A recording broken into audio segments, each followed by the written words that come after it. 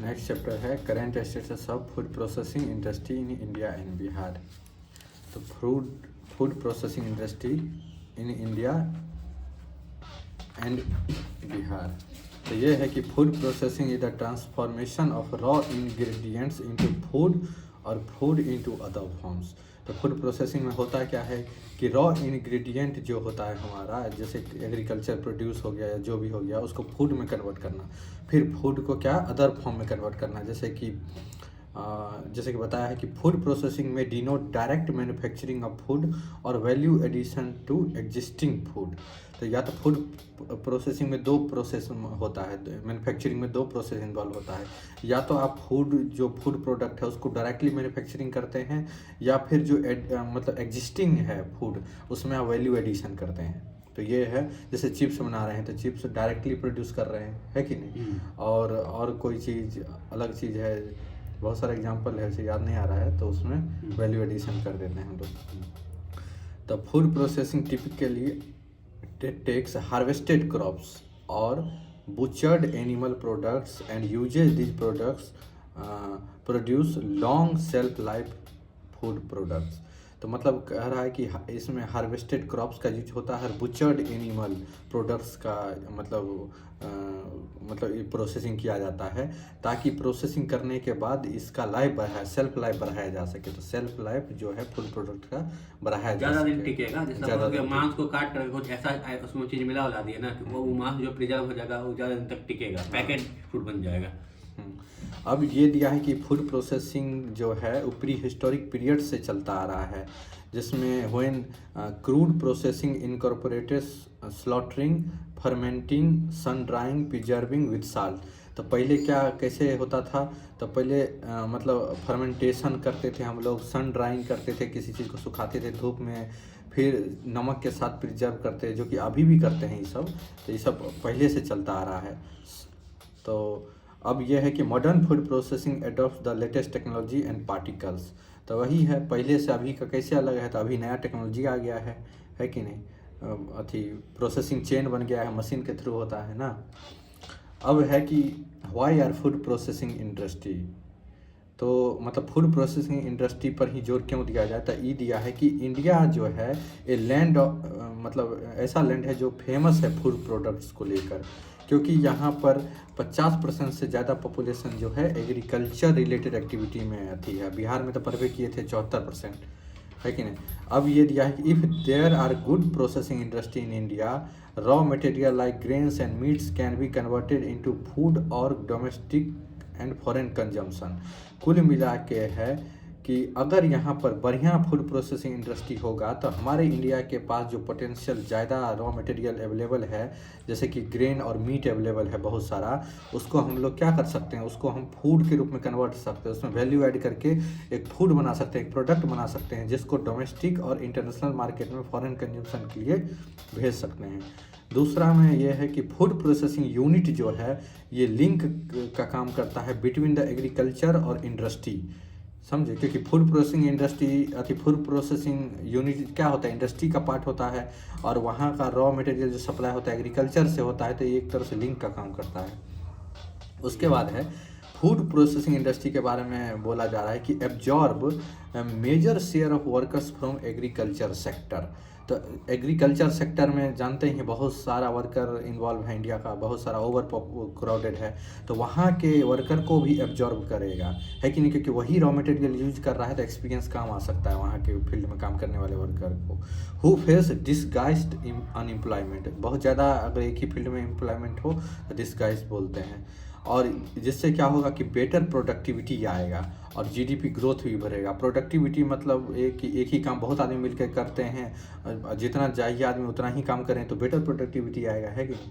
फिर GDP growth भी बढ़ेगा इससे हमारे देश का, क्योंकि आदमी को ठीक ठाक काम मिलेगा। फिर यह है कि फूड प्रोसेसिंग जो है फूड वेस्टेज को भी रोकता है, क्योंकि इसमें क्या करते हैं फूड के सेल्फ लाइफ को बढ़ा देते हैं। इसके वजह से क्या होता है कि फूड का वेस्टेज कम हो जाता है, और ये helps in attaining food security. और फूड सिक्योरिटी सेल्फ लाइफ बढ़ जाएगा, फूड को ज़्यादा दिन तक प्रिजर्व रख सकते हैं तो फूड सिक्योरिटी में भी काम आ जाएगा। अब हाँ, सबसे बड़ी बात यह है कि प्रोसेस्ड फूड जो होता है वो required less space for storage. इसको फ्रिज में आप रख देते हैं किसी कोना में, कहीं भी पैकेट में पड़ा रहता है, तो ये है।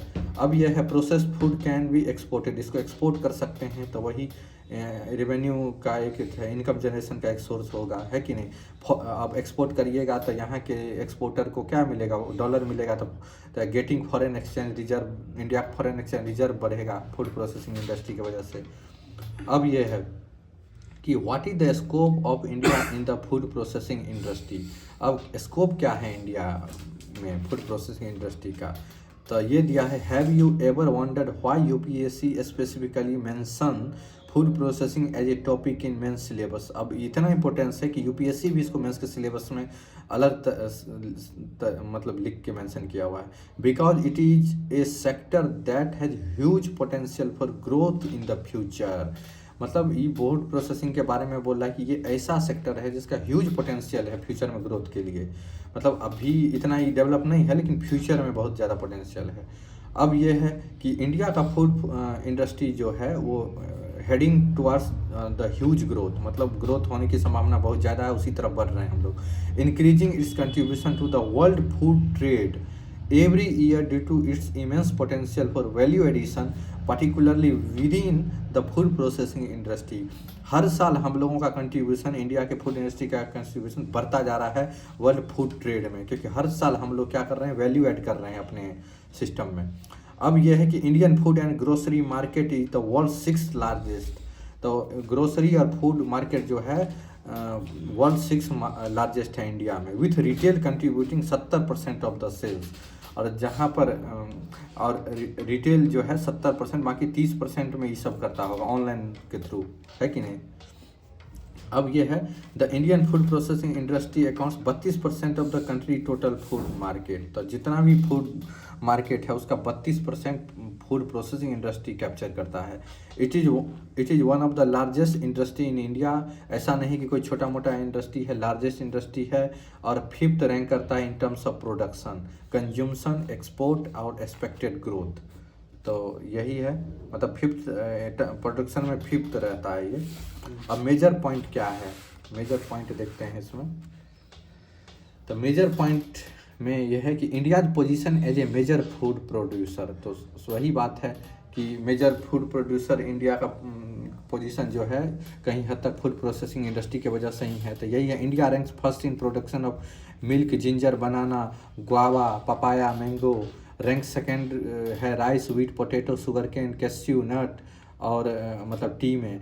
और ये दिया है कि it is among the top 5 country in the production of coffee, tobacco, spices, seed etc। तो कॉफ़ी, टबैको, स्पाइस और सीड में टॉप 5 में है कि नहीं। मिल्क, जिंजर इस सब में रैंक 1 है, और 2 किस में है, तो wheat, potato, sugar cane, cashew nuts इस सब में है।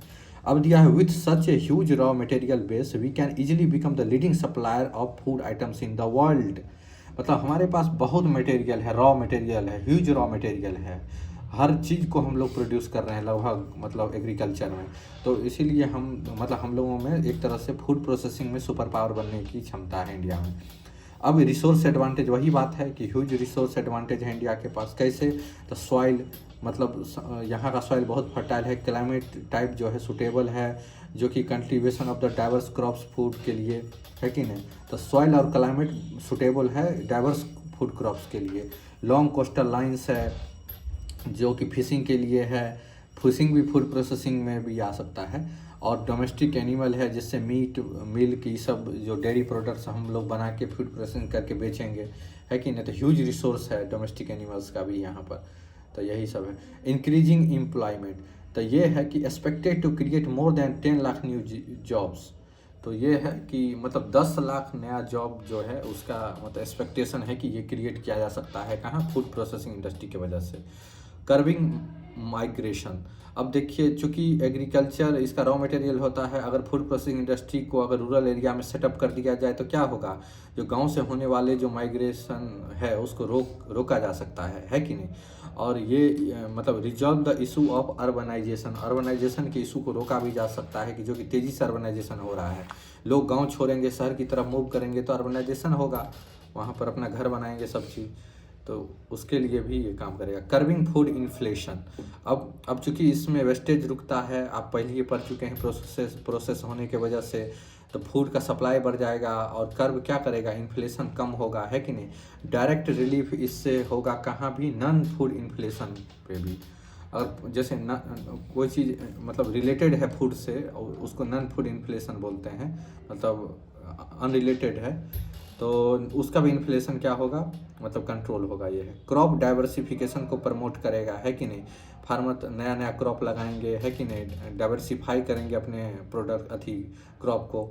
अब डिमांड पोटेंशियल क्या है, तो ये है कि expected to reach 250 billion turnout by 2015 and $350 billion by 2020। तो इतना बिलियन डॉलर का 250 से $350 बिलियन का डिमांड जो है 2020 तक बढ़ने की उम्मीद है। क्यों? क्योंकि youth population, middle class, rising income, nuclear family, media penetration cited as positive factor. अभी डिमांड कैसे बढ़ेगा, तो यूथ जो हमारा है वो यूथ पॉपुलेशन है ज़्यादा, और बढ़ेगा ही फ्यूचर में। मिडिल क्लास, राइजिंग इनकम, मतलब ये सब जो भी है। अब है government initiative to boost food processing.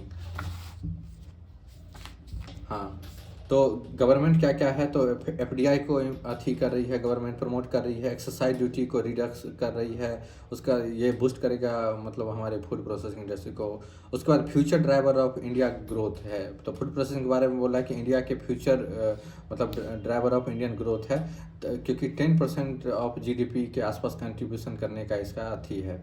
In the agriculture manufacturing sector it has potential for more. तो यही है 10% जीडीपी का तक कंट्रीब्यूट कर सकती है। ऑब्स्टेकल अब क्या है फूड प्रोसेसिंग, तो स्मॉल साइज कंपनी है, उसके बाद जिसके वजह से क्या होता है, ये कम्पीट नहीं कर पाती है ग्लोबल जाइंट के कंपनी के साथ। इन्वेस्टमेंट का अभाव हो जाता है रिसर्च एंड डेवलपमेंट में, और लेबोरेटरी का कमी है यहाँ पर। यूएस और ईयू में बहुत अति ज़्यादा डिमांड है, लेकिन यहाँ वहाँ पर अति हाई स्टैंडर्ड मेंटेन किया जाता है, जो कि लैब में कमी रहने की वजह से इंडिया में मतलब थोड़ा मुश्किल है। और ये है to check heavy metals and other toxic contaminants in the food, तो ये लैब इसके लिए भी ज़रूरी है। स्किल वर्कफोर्स का कमी है कि नहीं। ओनली फ्यू ग्रेजुएट्स इन फूड टेक्नोलॉजी, बहुत कम फूड टेक्नोलॉजी जल्दी कोई लेता नहीं है, आप भी देखते हैं, है कि नहीं। और राइट विजन का कमी है, सपोर्ट फ्रॉम द गवर्नमेंट का थोड़ा सा कमी है, राइट टाइम पे नहीं हो पाता है support. Good transportation system facility, road ये सब कनेक्टिविटी, ये सब का थोड़ा कमी है। रोड ओवर बर्डेंड है कि नहीं। लैक ऑफ स्टोरेज फैसिलिटी है। गुड प्रोडक्शन टेक्निक नहीं है, टेक्निक मतलब न्यू टेक्नोलॉजी का अभाव है। उसके बाद lack of organise retailer organise नहीं है कि नहीं। सप्लाई चेन का कुछ अपना लिमिटेशन है। उसके बाद क्वालिटी का लिमिटेशन है। उसके बाद मॉडर्न रेगुलेशन है, उसका कमी है मॉडर्न रेगुलेशन का। गवर्नमेंट इनिशिएटिव इसका क्या क्या है, तो 100% एफडीआई को अलाउ कर दिया गया है फूड प्रोसेसिंग सेक्टर में। एग्रीकल्चर एक्सपोर्ट जोन बनाया गया है हर जगह। नेशनल मिशन ऑन एग्रीकल्चर लाया गया है ये। अब पढ़ते हैं मेजर स्कीम। मेजर स्कीम जो गवर्नमेंट के द्वारा लाया गया है उसमें क्या है, तो सबसे पहला vision 2015 for the food processing. तो ministry of food processing and industry, जिसको MOPPI बोलते हैं, ये स्पॉन्सर किया है study to suggest a road map for the growth of food processing sector. तो एक रोड मैप बनाया है ये मिनिस्ट्री, आपका मिनिस्ट्री ऑफ फूड प्रोसेसिंग। और रोबो बैंक जो है has conducted a study and submitted a vision document. मतलब रोबो बैंक जो है, मतलब ये फूड प्रोसेसिंग और रोबो बैंक मिलकर एक विजन डॉक्यूमेंट तैयार किया है, जिसमें स्ट्रेटजी, एक्शन प्लान ये सब बनाया जाएगा फूड प्रोसेसिंग सेक्टर के लिए, जो कि इंडिया में है। और इसका नाम दिया है विजन 2015। तो ये विजन डॉक्यूमेंट जो है एक तरह से ये इसमें क्या होगा, स्ट्रेटजी होगा। ये ज़रूरी क्यों है, तो ensure the faster growth of the sector. और ये जो विजन अडॉप्ट किया गया है ये प्रोवाइड करेगा for enhancing level of processing of the perishable. मतलब एक तरह से जो पेरिसेबल अथी फूड प्रोडक्ट्स का जो अथी है मतलब प्रोसेसिंग है, उसका टारगेट है 6% से 20% तक करने का। वैल्यू एडिशन का टारगेट है, अभी जो 20% कर पाते हैं उसको 25% तक करने का। उसके बाद इंडिया के शेयर को मतलब बढ़ाना ग्लोबल फूड ट्रेड में, कहाँ अभी मात्र 1.5% करते हैं, उसको 3% तक ले जाना है। कहाँ तक? 2015 तक, क्योंकि डॉक्यूमेंट का नाम ही है विजन डॉक्यूमेंट 2015। अब इस सब टारगेट को अचीव करने के लिए क्या चाहिए? रुपया चाहिए। तो 100 करोड़ रुपया का इन्वेस्टमेंट किया गया है 2015 तक। पुराना स्कीम है तो यही है। और out of which 10,000 crore was to come from the government, नहीं 100,000 करोड़ का इन्वेस्टमेंट का प्लान है, जिसमें 10,000 करोड़ का जो है गवर्नमेंट की तरफ से आएगा। ये पुराना प्लान है, पुराना, हाँ। कोई दिक्कत नहीं है, 2015 तक का। हाँ, मिनिस्ट्री ऑफ FPI फॉर्मुलेटेड, ठीक है, ये हो गया। National mission of food processing, तो ज़्यादातर पुराना ही है इसमें अथी। तो ये सेंट्रली स्पॉन्सर्ड स्कीम है फूड प्रोसेसिंग के लिए, जिसको अप्रैल 2012 में लॉन्च किया गया था, है कि नहीं। इसको इम्प्लीमेंट कैसे किया जाएगा? स्टेट के हेल्प की सहायता से किया जाएगा।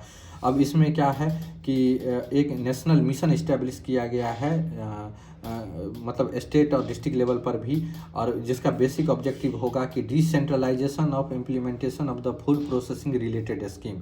जितना भी स्कीम है फूड प्रोसेसिंग के मतलब रिलेटेड, उसको डिसेंट्रलाइज किया जाए, मतलब स्टेट और यूटी में भी सही तरीके से इम्प्लीमेंट किया जाए, to ensure substantial participation of state and government. वही बात है। और ये मिशन एक्सपेक्ट करता है कि मिनिस्ट्री का आउटरीच बढ़ जाएगा।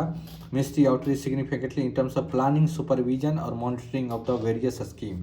तो ये स्कीम का ये हेल्प करेगा प्लानिंग, सुपरविजन और मॉनिटरिंग में भी, apart from the playing a more meaningful role in policy formation.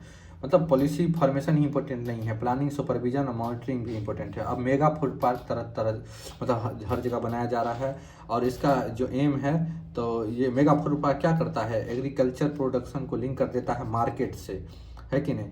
जहाँ पर फार्मर्स, प्रोसेसर्स, रिटेलर्स ये एक साथ आते हैं to ensure maximising value addition. Value addition को मैक्सिमाइज और अथी वेस्टेज को मिनिमाइज करना ही इसका लक्ष्य होता है। इससे क्या होगा? फार्मर का इनकम बढ़ जाएगा, एम्प्लॉयमेंट अपॉर्चुनिटी जनरेट होगा, है कि नहीं। और particularly in the rural area, मतलब मेगा फूड पार्क का जो है स्कीम जो है, इसका मतलब रूरल एरिया में ज़्यादा फायदा होगा। अब ये है क्लस्टर अप्रोच अपनाया जा रहा है, क्लस्टर अप्रोच अपनाया जा रहा है इसमें। और इसमें क्या है कि well defined agriculture horticulture processing zone भी बनाया जा रहा है, ठीक है, जो कि state of art processing facility होगा, मतलब नया टेक्नोलॉजी वहाँ पर इम्प्लीमेंट किया जाएगा with the support of infrastructure और वेल स्टेब्लिश्ड। वही है, सप्लाई चेन और इंफ्रास्ट्रक्चर पर ध्यान दिया जाएगा। मॉडर्नाइजेशन ऑफ द लेबोरेटरीज, तो इसमें क्या है, ये एक मतलब स्कीम एम करता है प्रोवाइडिंग फैसिलिटी फॉर साइंटिफिक और less painful slaughtering, chilling, effluent treatment plants. कुल मिला के बात है कि नया टेक्नोलॉजी, जैसे साइंटिफिक कोई नया टेक्नोलॉजी है जिसमें कि स्लॉटरिंग लेस पेनफुल हो, chilling, effluent treatment of plants, by products utilisation, मतलब ये सब प्रोसेस है, एक तरह से स्टेप्स का नाम है, जो कि फूड प्रोसेसिंग में इन्वॉल्व होता है। वाटर हो, पावर हो, ये सब सारा मतलब फैसिलिटी जो है वो मॉडर्न अथी पर आधारित पे टेक्नोलॉजी पर आधारित पे प्रोवाइड कराया जाएगा। अब ये है कि will also argument the essential supply based hygienic raw materials. Hygienic raw material का भी सप्लाई किया जाएगा मीट प्रोसेसिंग इंडस्ट्री में, both for the domestic consumption and the exports. तो वही है, इसमें कुछ जानने की जरूरत। The scheme of setting modernisation of abattoirs provides for the induction of private capital. अब इसका मकसद ये भी है कि प्राइवेट कैपिटल को भी इसमें इन्वेस्ट करवाया जाए, बेटर टेक्नोलॉजी को इम्प्लीमेंट किया जाए, हाँ ठीक है, बैकवर्ड और फॉरवर्ड लिंकेज को इस्टेब्लिश किया जाए, ठीक है। अब ये जो है तो वही हो गया, जब प्राइवेट कैपिटल आएगा तो PPP मोड पे मतलब ये चलेगा, पब्लिक प्राइवेट पार्टनरशिप मोड पे, ठीक है। इसमें लोकल बॉडी को इन्वॉल्व किया जाए, है कि नहीं, फ्लेक्सिबिलिटी को दिखाया जाए, involvement of the private investor, है कि नहीं, फलाना ठिकाना जो भी है। अब cold chain infrastructure, cold chain infrastructure के बारे में ये बोला है, scheme for integrated cold chain infrastructure बनाया जाए, जिसमें कि वैल्यू एडिशन, प्रिजर्वेशन से रिलेटेड इंफ्रास्ट्रक्चर को खड़ा किया जाए, to encourage the setting of the cold chain facility to provide integrated cold chain and preservation infrastructure facility without breaking from the farm gate to the consumer. मतलब कुल मिला के ये है कि एक कोल्ड चेन इंफ्रास्ट्रक्चर खड़ा किया जाए ताकि कोई डिसकंटिन्यूटी नहीं हो, मतलब सप्लाई में प्रोसेसिंग में। Farm gate to the consumer मतलब फार्मर से लेकर कंज्यूमर तक जाने के बीच में। R&D, QA, कोडेक्स और प्रमोशन के में देखते हैं कि scheme for the quality assurance, codex, R&D and other promotional activities को प्रमोट किया जाएगा, इम्प्लीमेंट किया जा रहा है to create infrastructure of food testing laboratory. तो फूड टेस्टिंग लेबोरेटरी पर भी ध्यान दिया जा रहा है इस्टेब्लिश करने पर। In the country to establish quality monitoring system, जिससे क्या होगा कि एक क्वालिटी मॉनिटरिंग सिस्टम को तैयार किया जा सकेगा फूड प्रोसेसिंग के लिए। इम्प्लीमेंट HACCP, ISO 22,000 ये सब मतलब स्टैंडर्ड है, इंटरनेशनल स्टैंडर्ड है। ये फॉलो करना पड़ता है, जैसे कि देखिए क्वालिटी कोडेक्स कोड होता है, ठीक है, ये इंटरनेशनल जो है ना फूड प्रोसेसिंग इंडस्ट्री के लिए स्टैंडर्ड कोड है, ठीक है, ये हर एक को फॉलो करना पड़ेगा अगर एक्सपोर्ट इंपोर्ट करना है तो। R&D हो गई, अदर प्रमोशनल एक्टिविटी, ये क्या कहता है, इम्प्लीमेंट किया जाता है कि एक ऐसा इंफ्रास्ट्रक्चर क्रिएट कर सके जो कि फूड टेस्टिंग लेबोरेटरी पूरा कंट्री में डेवलप हो। अभी इतना सारा जो बनता है उसको कहाँ कोई टेस्ट उस्ट होता है, वेरीफाई किया जाता है इन द कंट्री।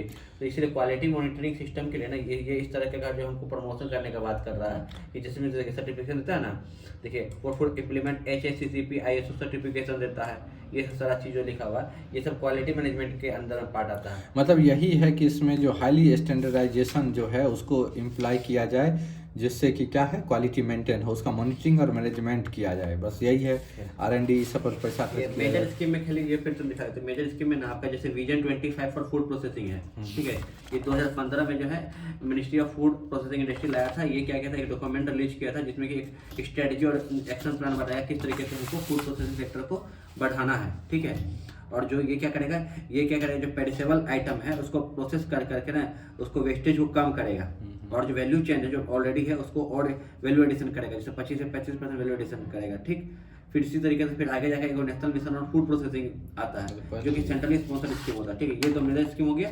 फिर एक आता है mega food park. Mega food park में क्या होता है ना कि ऑल ओवर इंडिया में ना ये फूड पार्क का एक क्लस्टर बनाया जाएगा, ठीक है, जिसके अंदर फूड प्रोसेसिंग भी होगा, फूड पैकेजिंग भी होगा, सारा चीज़ वो होगा।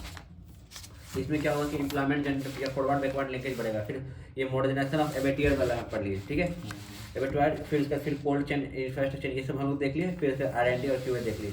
जब फूड प्रोसेसिंग में आएगा ना, या तो एक गवर्नमेंट इनिशिएटिव में ये पॉइंट लिख सकते हैं, और एक ये वे फॉरवर्ड में भी हम लोग ये कुछ इसका पॉइंट लिख सकते हैं। अब आते हैं फूड प्रोसेसिंग इंडस्ट्री और बिहार में, आगे पढ़ाइए। तब ये है कि फूड प्रोसेसिंग इन बिहार है significantly potential for growth given the states rich cultural resource. वही है कि बिहार में रिच कल्चरल रिसोर्स का अवेलेबिलिटी है, जिससे क्या है पोटेंशियल बहुत ज़्यादा है इस सेक्टर का। और बिहार के बारे में बोला है कि one of the top producer of the various crops, बहुत सारे क्रॉप्स का टॉप प्रोड्यूसर है, जिसमें राइस, मेज, शुगर केन, वेजिटेबल और फ्रूट्स में क्या है, मैंगो है, लीची है, गुआवा है। तो ये सब इस सब को आप फूड प्रोसेस कर सकते हैं। फूड प्रोसेसिंग के लिए ये सब एक रॉ मटेरियल की तरह काम करेगा। तो यही है कि food processing in the state is still underdeveloped compare to the other regions of India. और यहाँ पर जो हमारे इधर है अंडर डेवलप्ड है स्टिल, मतलब फूड प्रोसेसिंग इंडस्ट्री। अब key area of food processing in Bihar, तो फ्रूट्स एंड वेजिटेबल्स के बारे में बोलते हैं।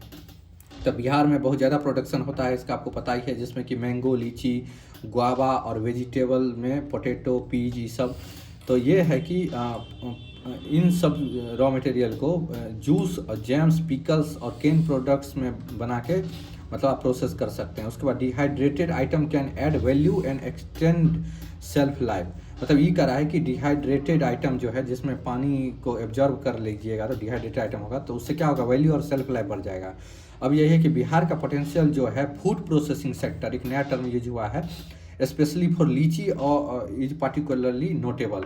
मतलब फूड प्रोसेसिंग सेक्टर खासकर लीची के लिए जो है बिहार का पोटेंशियल बहुत ज़्यादा है। राइस और ग्रेन में देखते हैं कि Bihar is one of the largest producer of rice and maize, समझे। तो ये है कि value added products like rice flour, puffed rice and other processed grain based food can be high demand both locally effort. तो कुल मिला के यही है कि जैसे आटा बनाया जाए, राइस फ्लोर बनाया जाए, पफ्ड राइस बनाया जाए, इस सब से राइस और मेज के हेल्प से तो या फिर कोई ग्रेन बेस्ड फूड बनाया जाए, तो इसका डिमांड क्या लोकली और इंटरनेशनली एक्सपोर्ट कर सकते हैं, मतलब इंटरनेशनली हो सकता है इसका डिमांड। शुगर और मोलेसेस, अब Bihar produce significant amount of sugarcane. तो शुगर इंडस्ट्री में बहुत ज़्यादा पोटेंशियल है, इंक्लूडिंग द प्रोड्यूस। अब क्या होगा, जैगरी को प्रोड्यूस आप कर सकते हैं, है कि नहीं, for food processing. This is the also potential for ethanol produce कर सकते हैं। शुगर केन का जो अथी रिमेंस बच जाता है मोलेसेस, उसके हेल्प से इथेनॉल प्रोड्यूस कर सकते हैं आप, जिससे क्या होगा कि बायोफ्यूल एनर्जी डेवलप कर सकते हैं, उसका यूज होगा बायोफ्यूल इंडस्ट्री में। अब डेयरी में देखिए, तो डेयरी बिहार क्या है कि among the largest producer of milk in India.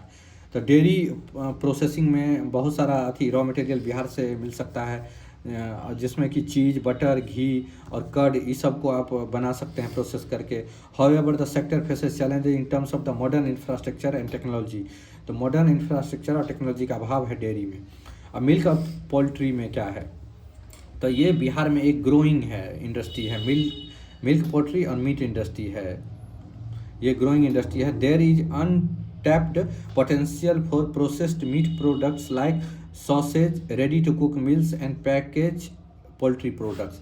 तो ये अभी तक इस पर ज़्यादा मतलब काम नहीं किया गया है कि मीट प्रोडक्ट्स बनाया जाए, सॉसेज बनाया जाए, रेडी टू कुक मील बनाया जाए और पैकेज पोल्ट्री प्रोडक्ट्स बनाया जाए। स्पाइसेस और कंडीमेंट्स के बारे में पढ़ते हैं, तो इसमें यह है बिहार प्रोड्यूसर्स वेरियस स्पाइसेस, जिसमें कि मस्टर्ड, जिंजर, गार्लिक, ये सब प्रोड्यूस हम लोग करते हैं। तो इन सबों को प्रोड्यूस करके into the ready to use spices mixes में, जैसे नीलॉन्स का आता है गार्लिक पाउच 5 रुपया में, तो उस तरीके का चीज़ यहाँ से कर सकते हैं। और could cater for both local, वही लोकल और इंटरनेशनल मार्केट में आप इसको बेच सकते हैं, यही सब है। चैलेंजेज में देखते हैं, इंफ्रास्ट्रक्चरल चैलेंजेज क्या है, तो ये है कि मॉडर्न इंफ्रास्ट्रक्चर का अभाव है बिहार में फॉर मतलब इन फूड प्रोसेसिंग इंडस्ट्री में मॉडर्न इंफ्रास्ट्रक्चर का अभाव है। इंक्लूड्स जैसे कि cold storage, transportation, processing unit, ये सब का अभाव है। टेक्नोलॉजी में क्या है, तो लिमिटेड एडवांस टेक्नोलॉजी है बिहार में, and machinery hampers the growth of the food processing sector. इसके अभाव के वजह से क्या होता है कि हमारा फूड प्रोसेसिंग सेक्टर को नुकसान पहुंचता है। स्किल के बारे में देखते हैं, तो जो स्किल्ड मैन पावर का जो रिक्वायरमेंट है वो भी मतलब एक तरह से चैलेंज है बिहार में, टू ऑपरेट और manage food processing units effectively. मतलब किस लिए चाहिए वो तो पता ही है। फाइनेंस और इन्वेस्टमेंट का बहुत इशू है, इनसफिशिएंट इन्वेस्टमेंट होता है इसमें, गवर्नमेंट की तरफ से भी और प्राइवेट सेक्टर के भी तरफ से, समझे। तो हाँ, तो इसके मतलब ये भी आपको इसके एक्सपेंशन को रोकता है। अब गवर्नमेंट इनिशिएटिव में पहला इनिशिएटिव है PMKSY, प्रधानमंत्री किसान संपदा योजना है। तो ये इसका एम क्या है, तो supporting farmers through the development of infrastructure for food processing, providing financial assistance. तो इसमें इंफ्रास्ट्रक्चर को डेवलप किया जाएगा फूड प्रोसेसिंग के लिए, और फाइनेंशियल असिस्टेंस प्रोवाइड किया जाएगा, किसको, एंटरप्रेन्योर्स को किया जाएगा। अब दूसरा है BIIPP, तो Bihar industrial investment promotion policy लाया गया था ये। तो इसमें क्या है, इनकरेज करना किसको, तो investment in food processing through the subsidy, tax exemption and other incentive for the business. तो मतलब फूड प्रोसेसिंग से रिलेटेड बिजनेस में मतलब टैक्स एग्जम्पशन दे दिया जाए, सब्सिडी दे दिया जाए, इंसेंटिव दे दिया जाए, इंफ्रास्ट्रक्चर खड़ा कर दिया जाए, ट्रेनिंग दे दिया जाए, तो क्या हो जाएगा, Bihar could become the significant hub for food processing in the India, boosting employment, economic growth, agriculture value addition.